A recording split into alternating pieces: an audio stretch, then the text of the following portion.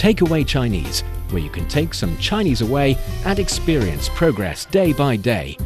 Takeaway Chinese, we will promise you a difference.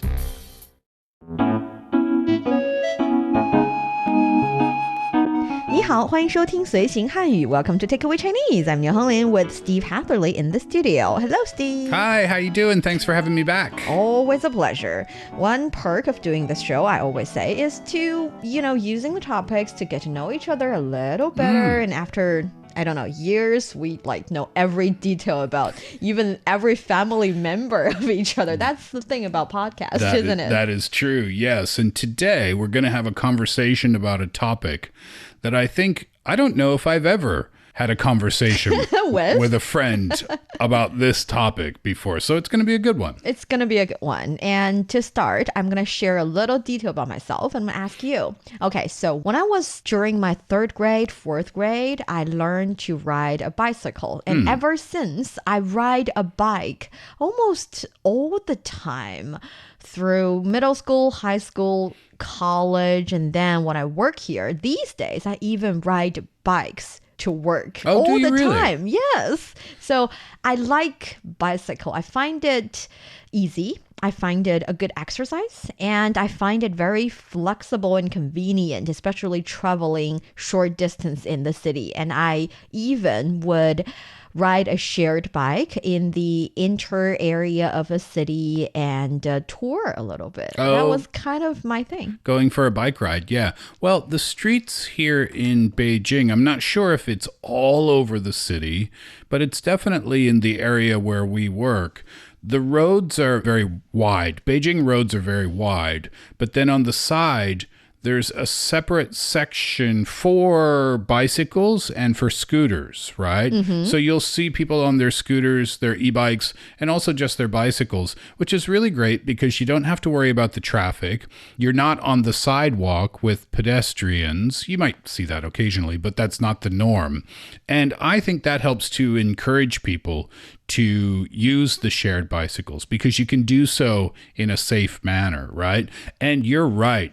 Everybody, it seems, uses the shared bicycles here. It's a really popular way for people to get around. It's just that convenient. Yeah. How about you? Do you ride bikes often? No, not really. I prefer to walk, even if it's like a 20-minute, 30-minute walk.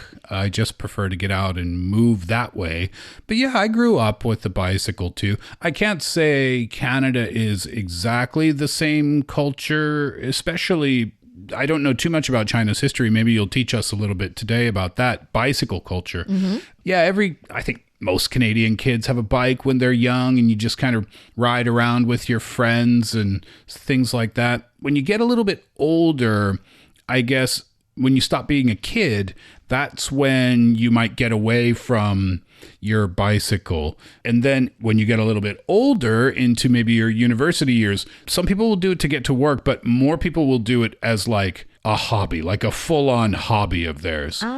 Yeah, like it's similar for some people here in China as well. I see a lot of people doing that here in China too. And you can pick those people out because they're wearing like the cool sunglasses and like the bicycle shorts and those tight shirts. They look like they're going to the Tour de France. And you can tell their bicycles are expensive. Yes. Oh, bicycles can be super expensive. Yeah. So I'm not at that level at all, for sure. And I was never at that level. Still, I find them uncomfortable, to be honest with you. I get what you're saying. Yeah, that seat. I mean, I don't get why they can't design a more comfortable seat. Well, we have comfortable ones. I think the regular cheap ones are more comfortable than the professional ones. In my opinion. I don't think I've ever sat on a professional bicycle seat before. Maybe that's the problem. Professional bicycle, not professional bicycle seat. There is a difference. But that being said, bicycle is something that is really popular here in China. And many people use it as a means of transportation. Many people use it as a really good exercise tool. And some people would use it as a way, like you said, bike tour to travel a little bit. So there is definitely a bike culture. And the word bicycle in Chinese is 自行车. 自行车. Yes, we've touched upon it a little bit, that technically speaking, 自行 means run by itself, so automatic. And 车 is a car. So the automobile name in Chinese has been taken by bicycle. The bicycle got there first. 自行车. And that is the theme of today's Takeaway Chinese. For our dear listeners, if you're interested in Chinese culture and you want to get a grip on the Chinese language, then this is the show for you. Stick with us for 30 minutes and you soon see the rewards. And for more fun Chinese learning, follow our Facebook page, Learn Chinese, to watch many fun videos and live streams. But now, let's provide you with some more free Chinese for takeaway. On top of 自行车, which is bike or bicycle, you can also call it 单车. 单车. 单 meaning single or singular. I think it suggests that this bike, this ride, is mostly for one person. Technically speaking, you can sit on the back or even on the long pole, which only the really relatively older version of bikes have. Still, it's a ride that requires one person to be the power provider. So I like the way you said that, the power provider. So, but you can use 自行车 and 单车. That one's much easier. You can use those interchangeably. Yes. And it doesn't matter the design of the bike. Unless the only exception I can think of is the kind of bikes that are linked together that can have two power providers. Oh, the bicycle built for two. Sometimes two, sometimes three, and you ride the bicycle together in a park as a family. It's fun. Okay. In those occasions, I would not use 单车. I mean, people will still understand, but it's just not right, in my opinion. But in most occasions, yes, 自行车, 单车, interchangeably. Got it. How do you say ride then? Because you ride a bicycle. 骑. So 骑单车. 骑单车, perfect. To ride a bike. And just like in English, you can ride a bike, you can ride a horse. In Chinese, you can also 骑马, literally speaking, ride a horse. 骑马. Yes, so it's the same ride. The English word ride can also be used for different runs in, for example, themed parks, different rides. Oh, yeah, right. Like to go on a ride. Yes, not okay in Chinese. Oh, okay. Yeah, in English, like that park has so many fun rides. But you don't express it that way. You don't express it that way in Chinese. You don't use the word 骑 this way in Chinese, just in case you want to use it in Chinese as well. So the bicycles, when you were growing up, I remember you and I chatted about this before when we did an episode for another show about some special transportation show. And you were talking about how when you were a child, or maybe it was even before you were a child, how the design of the bicycles used to be much different in China. Much different. Nowadays, my feeling is that the shared bikes that we've discussed a little bit in the beginning of the show, they are evolving really, really fast. Because when I was a kid, different versions or different types of bicycles, they come out every several years. For instance, the very first iconic type of huge bicycles, they're huge because the wheels are huge. Wheel in Chinese, by the way, is 车轮. 车轮. Yes, so wheels on a bike, wheels on a car. 轮子means wheel, and 车 is a car, so car, wheel. Oh, okay. And the wheels are big, which means that generally the bike or the seat on the bike is high. So it's designed for tall people. And on top of having a seat on the bike, there is also one long pole between the two wheels, but right after the seat, meaning that between the handle of the bike and your seat, there is this long pole. Oh. That is why I say some people can sit on it. Oh, okay. So then that kind of bicycle was kind of only designed for taller people who could get up to the seat because the seat was higher, right? It was higher, and also the thing is you can only get up to the seat from the back of the bicycle instead of The typical way easily. now. Yes. One leg over the side. Yes. So it's a bit harder, but I think it's better for people who want to sit between the handle and the seat on that pool. So that was the first version or generation of bicycle design. And then you have the relatively smaller one with smaller wheel, 小一点的车轮 for ladies, and there can be a seat at the back of the seat so that a kid can sit in it and sit on it. I remember sitting on the back of a bicycle as a little girl quite a lot. So that was part of my fond memories as well. Can you remember learning to ride a bicycle? Yes, that was in my primary school. But you can actually remember it? I can remember several images. Yeah, not the entire process. But there's also 辅助车轮 when I was learning it. 辅助 meaning helping or assist. 辅助帮助 so assist or help. And 辅助车轮 means two tiny little training wheels. Yes. Yes. On the side of the bicycle. Yes. So it doesn't fall over. Yeah, but it turns out if you have the training wheels, you will never learn how to ride a bicycle. That's true. You always need to get rid of them, maybe fall 1 or 2 times, and then you learn. That's an exciting day when the training wheels come off. Yes. So in English, I wonder if you have this similar expression in Chinese. We use that expression when the training wheels come off. In our adult lives, when we are finished with our preparation time and now it's time to kind of perform. So if you start a new job at the office, for example, sorry, I know this is takeaway Chinese, not takeaway English, but if you start a new job and somebody's kind of with you every day and they're showing you the ropes, so to speak, but then your first full day and it's just you're responsible for yourself. Then in English we can say, yeah, now the training wheels are coming off. So do you have that kind of expression? No, not really. Not really in Chinese. I see.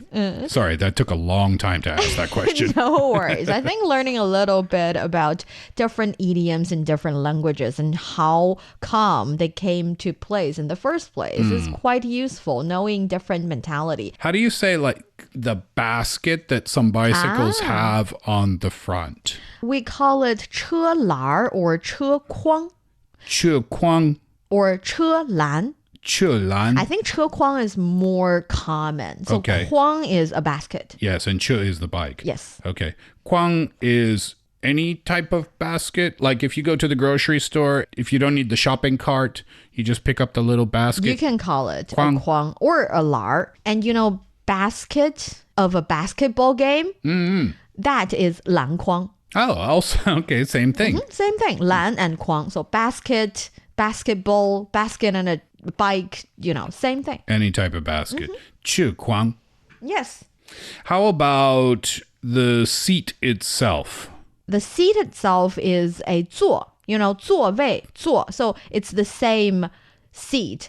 No matter where the seat is located, Okay, it's yeah. always a 座. 座. Yes. So if it's a seat of a bike, then it's 车座. Because 车 can be both bike and car. So 车座 can also be a seat in a car. Oh, bike seat or car seat. And of course, depending on the context, then as you'll always. you'll know what you're talking about. Okay, got it. Thank you. And one other thing I want to talk about would be the helmet. Helmet is 头盔. 头盔. Yes, so 头 carries the meaning of head. Okay. And 盔 is a hard object that perform kind of like a hat, which is literally the helmet. I'm saying that because we have words for hats. And 头盔, 盔甲, this character is used to describe the kind of helmet that a soldier would wear in a war to protect their heads. Yeah. Which is why this is a little bit special. So 头盔 helmet. 头盔. 头盔. 头盔. Perfect. I'm talking about this because for some of my foreign friends, when they come to China, they would say, why aren't people wearing helmets when they ride a bike? That would be a new rule now it's not yet. Where do we stand on bike helmets? Bike helmets was never a mandatory equipment that you have to have when you're riding a bike. I think it's partly because bike riding is so important that we have bike lanes on the street, meaning that when you're riding a bike, you're not riding a bike with motorcycles or cars or any kind of automobiles, which means it's relatively safer. And another thing is, I'm not really sure if different cities are rolling out new regulations about helmets and bicycles. It's safe to say that now with so many shared bikes and with the city getting more and more crowded, more people are opting for bike riding instead of, for example, cars, using bikes as their transportation means. Yeah. So I don't know, maybe after several years, helmets would become a thing, and on the shared bikes that we see all the time, you would also see a shared helmet. Yeah, I don't know. Oh no, I don't want a shared helmet. I don't want a shared helmet. But then you'd have to carry your helmet with you all the time, even if you weren't sure you were going to be using a shared bike. It's kind of complicated, isn't it? I don't want a shared helmet. I want people to follow traffic rules so that we're safe most of the times, that we do not need a helmet. I don't want to be safe most of the time. I want to be safe all the time. By the way, so 单车 is bicycle. How do you say shared bike? 共享单车。共享单车. Yes, 共 means together. 享 means enjoy. So we enjoy them together. 共享。共享单车. 共享单车. Shared bicycle. And again, these are really, really, really popular here in Beijing. So you get the app on your phone, right? Is that a separate app or can that be done through the major applications? You can use the mini app in some of your social media apps. Okay. But then within the app, you have to register, obviously.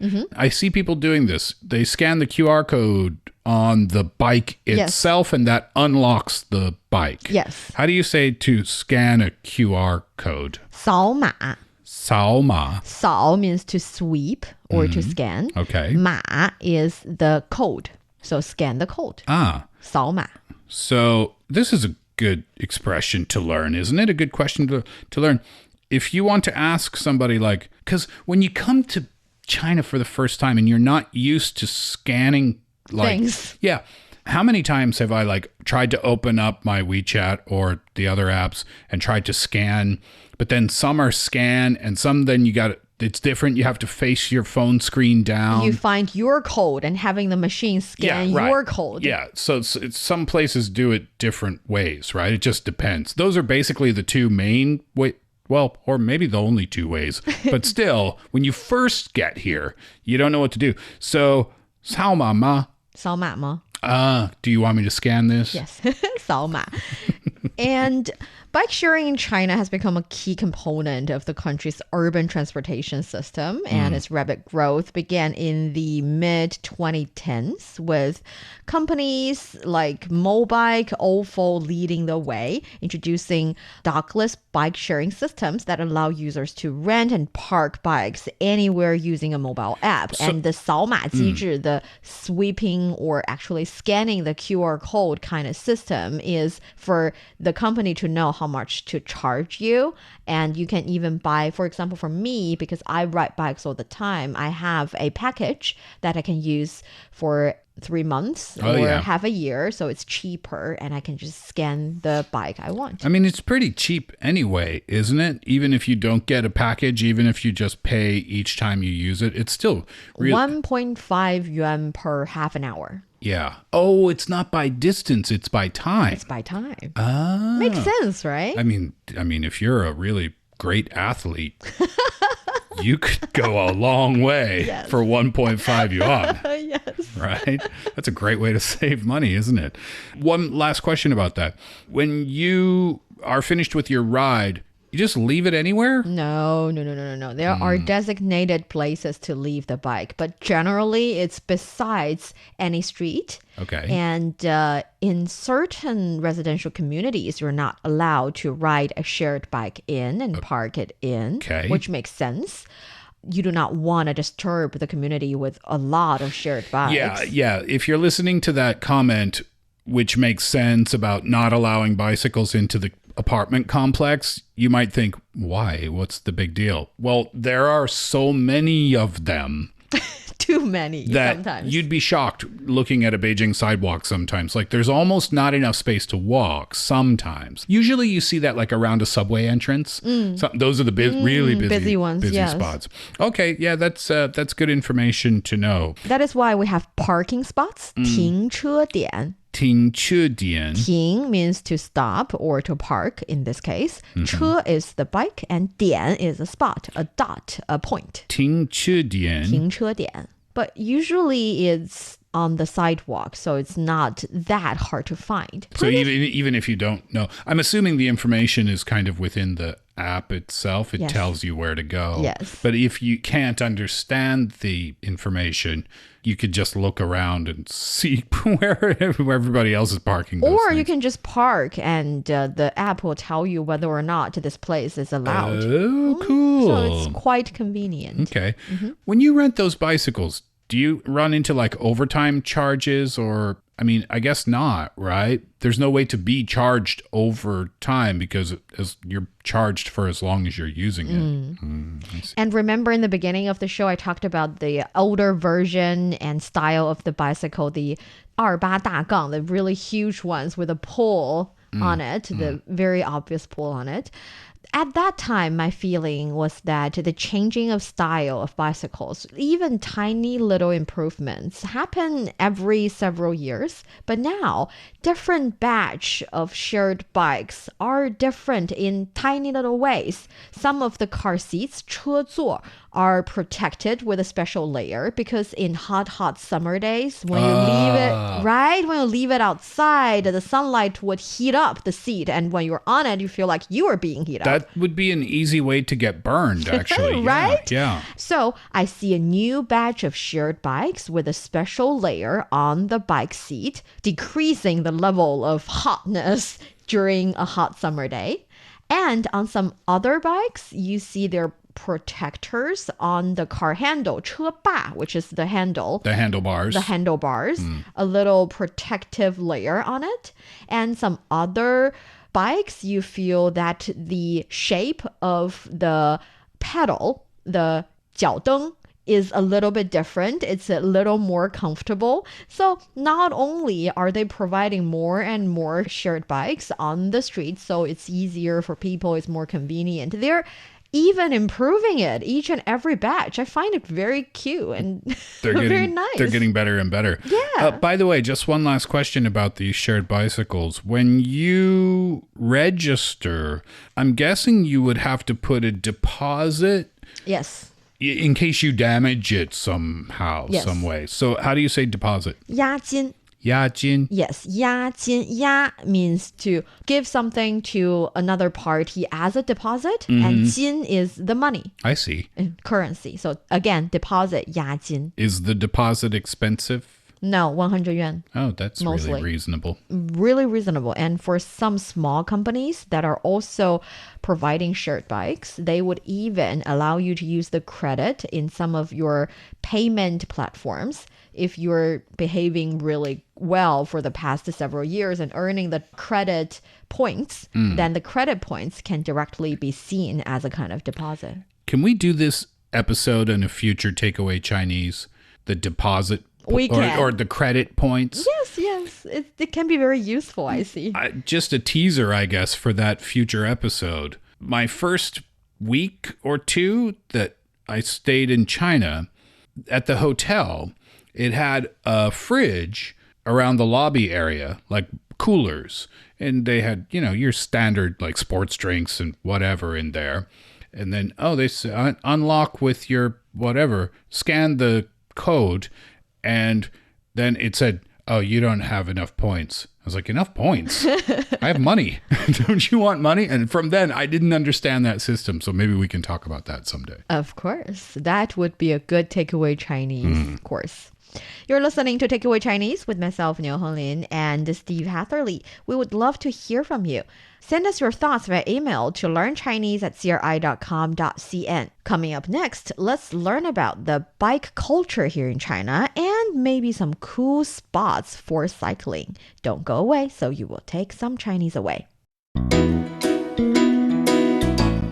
Welcome back to Takeaway Chinese. I'm Niu Honglin with Steve here in the studio.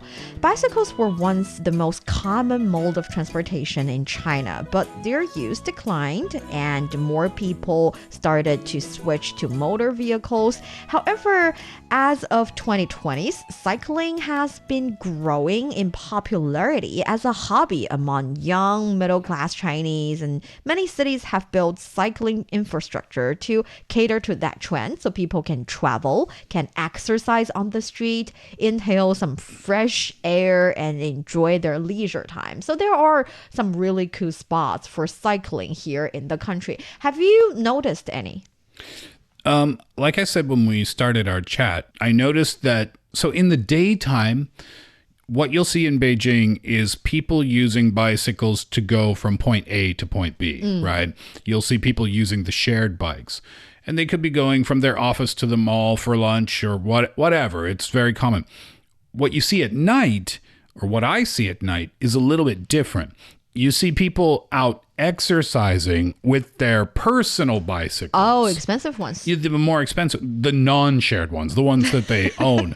And they're dressed up in the cycling equipment. So that's what, led me to believe that cycling was becoming a really popular hobby here. But to answer your question, other than cycling on the separate side streets, the area off to the right of the street where everybody can cycle, I don't know about any special courses or anything like that. Here in Beijing, there are some places that you can visit, and it's better to be visited with a bike, no matter if it's the shared bike or the expensive non-shared ones.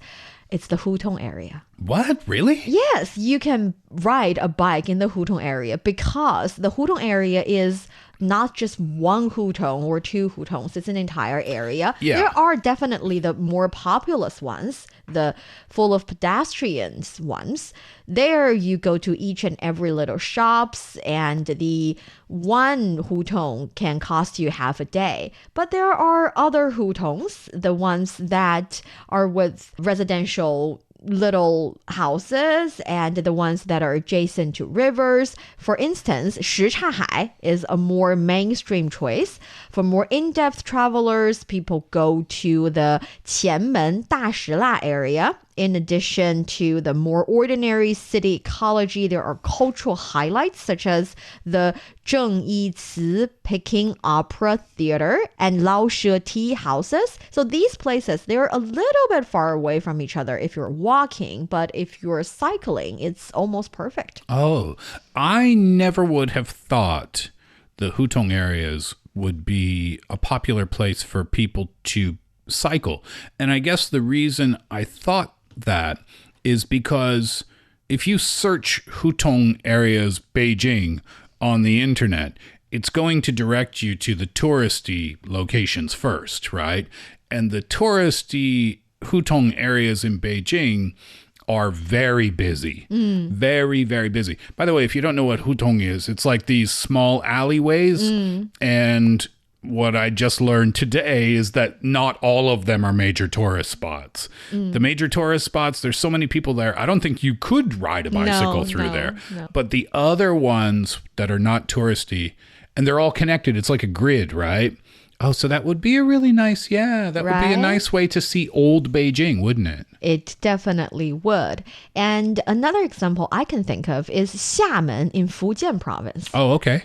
Because cycling around Island Ring Road is very nice and enjoyable. If you really think about it, cycling around a small island to see everything is kind of a cool way to know the local sightseeing and local shops more efficiently. Yeah, for sure. How long is that ring road around the island in Xiamen? The stretch of coast from Xiamen University to Qianpu, that is a place, is about 9 kilometers long. Okay. It is called the Golden Coastline, and it is a green coastal promenade that combines tourism, sightseeing, and leisure. So you ride a bike to a little shop that you can have a dessert in, and then to a next shop you can have coffee, and then to the next shop, which is among a desert area or a night food market area. So it's really nice. Lovely. And 9 kilometers sounds like a long distance, and it is. But when you're on a bicycle, that's not really that far. That's not that far anymore. And that is the beauty of bicycle. Embracing nature, embracing exercise, and know more about the local people in your favorite tourist destination. Yeah, it's a better way, isn't it, than a car if you're new to an area, because it allows you to travel a little bit more slowly and take in the sights and sounds a little bit better. And I guess that is why Chinese people still have Yes. a thing for bicycles. Yeah, right. And that brings us to the end of today's Takeaway Chinese. I'm Niu Honglin with Steve here in the studio. For more episodes of the show, you can visit our website at radio.cgtn.com and go to the column podcast. You can also listen to the show and read the script there. Find us wherever you listen to your favorite podcast. Just search for Takeaway Chinese. Don't forget to leave your questions, comments, and ratings. 感谢收听，我们下次再见。 Thank you very much. 谢谢. See you next time.